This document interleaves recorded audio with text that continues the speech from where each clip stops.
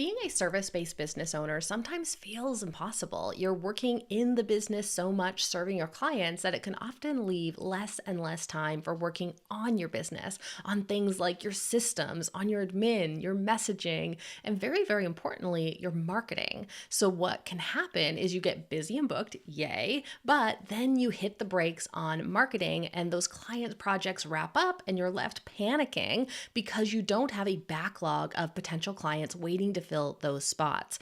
It can be an endless feast and famine cycle.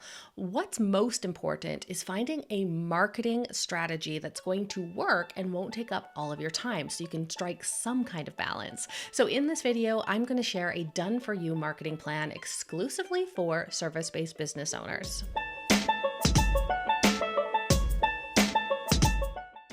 A couple of months ago, I did a video on a done-for-you marketing plan for membership owners. See it here. And I mentioned that memberships are one of my favorite business models from a content opportunity standpoint. Another really great business model for content opportunities is service-based businesses. Every single client you get is an opportunity to multiply that one client into several more using content. Make sure to grab my client multiplication formula worksheet down below this video.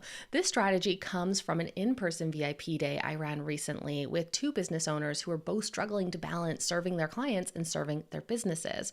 One of them described it as feeling pulled between the client deliverables, meetings, and emails and their editorial calendar and dreams for where they wanted to take their business next. They felt like they weren't making any progress on those goals because they were so bogged down in the day-to-day client work.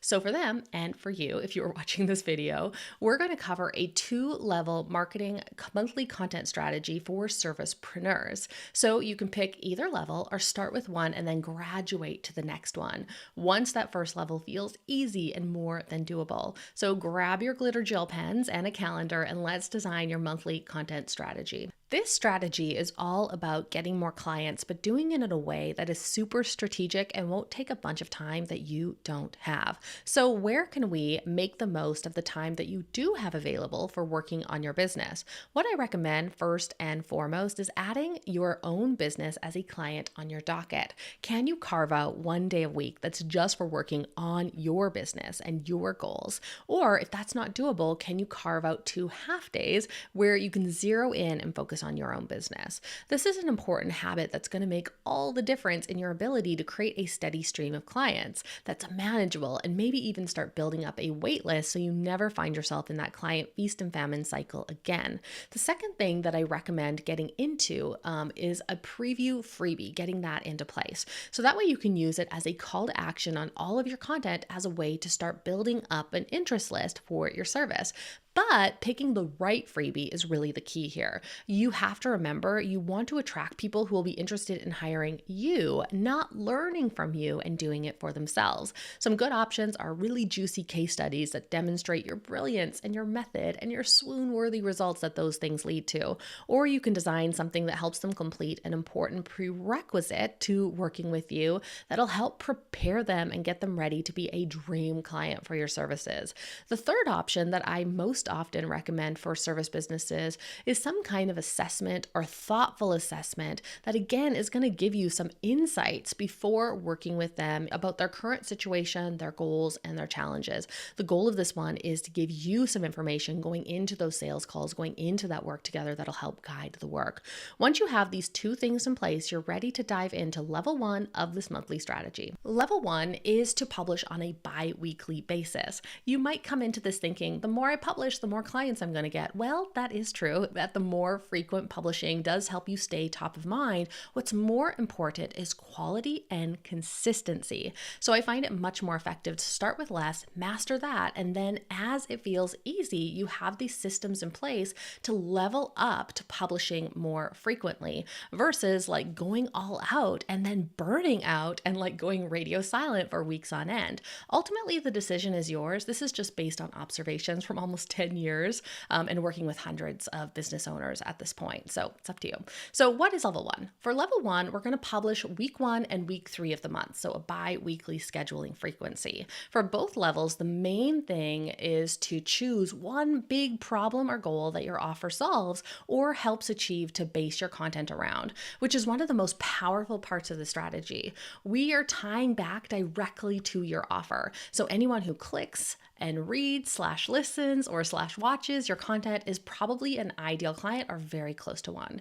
It also means that over the course of a year of creating content this way, you'll be building up an incredible database of content directly linking to your offer and selling it from different angles that are going to speak to and appeal to different segments of your audience.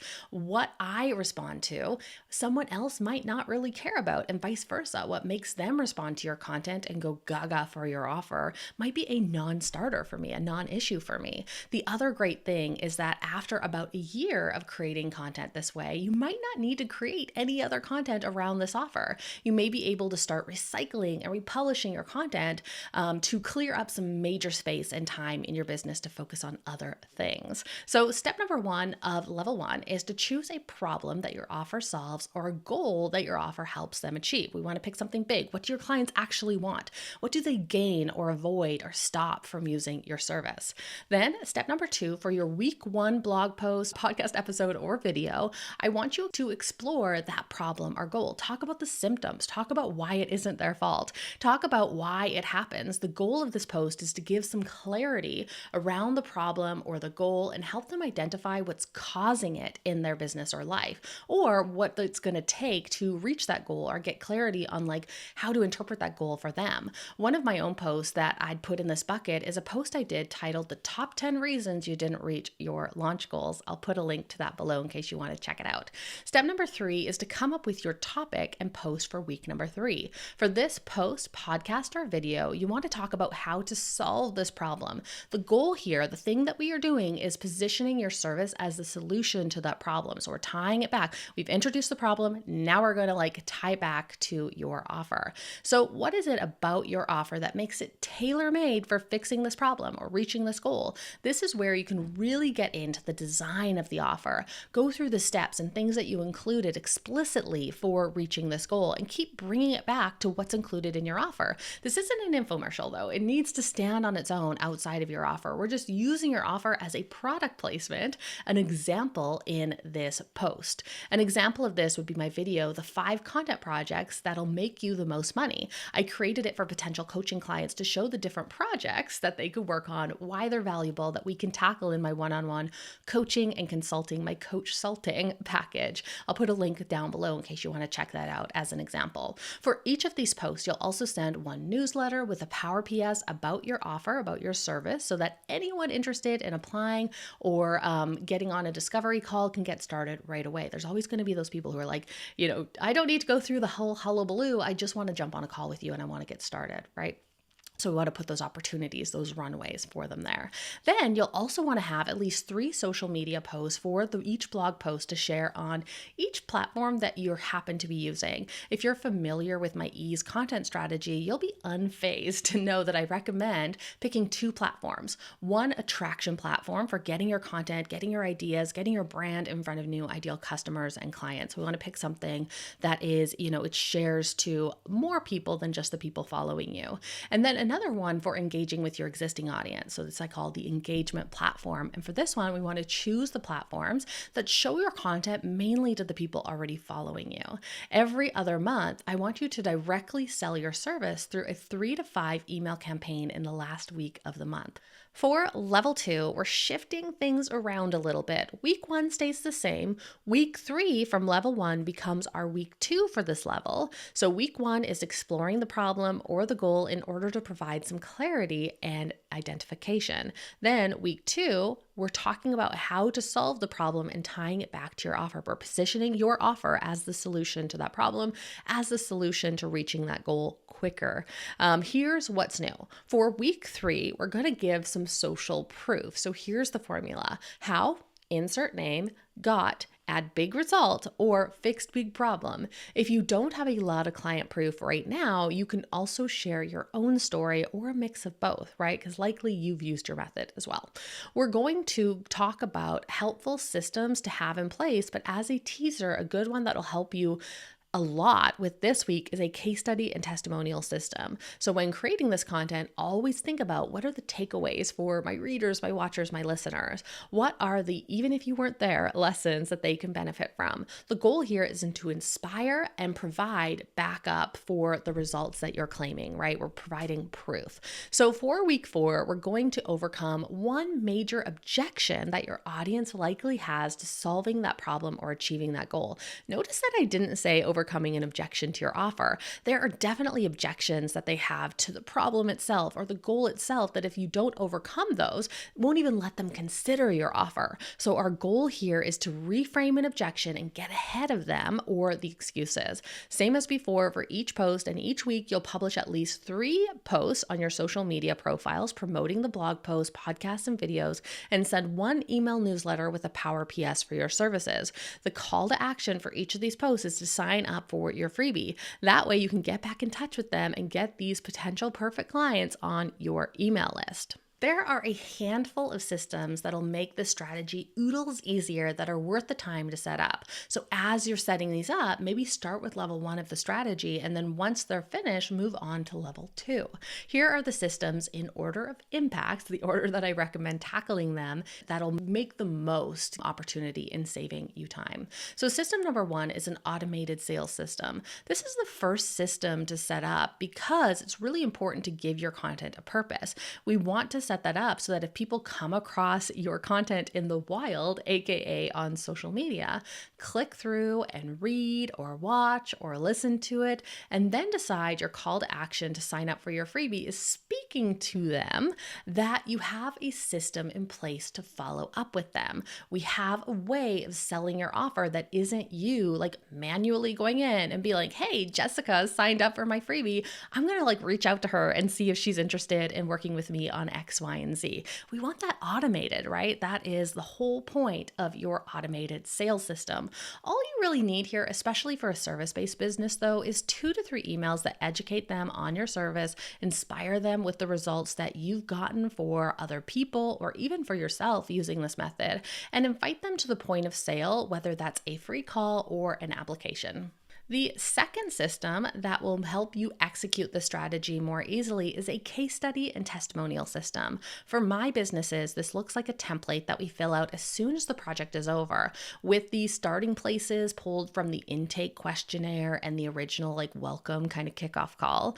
The process is pulled from the project plan, and the results are pulled from the final measurement report. There are also spots for testimonials or words directly from the client that I think are going to be very powerful. Then we have a website and a social media template for copying and pasting the specific project information as well as the images. This makes putting case studies together much quicker, which makes me much more likely to do them. The same is true with your services. So where can you templatize your case study and your testimonial process, both the gathering and the production of that case study, as well as the publishing of it and sharing it out into the world? System number 3 is your content workflow. This is a really important system to set up next because this is everything you do to plan your content, produce your content, publish your content, and promote your content, the 4 Ps of content creation. When I'm setting these up for myself or for clients, I like to brain dump all of my steps, fine tune each step of the process by using it several times, create templates and swipe copy that make each step easier, and then finalize these steps into an SOP, so a standard operating procedure.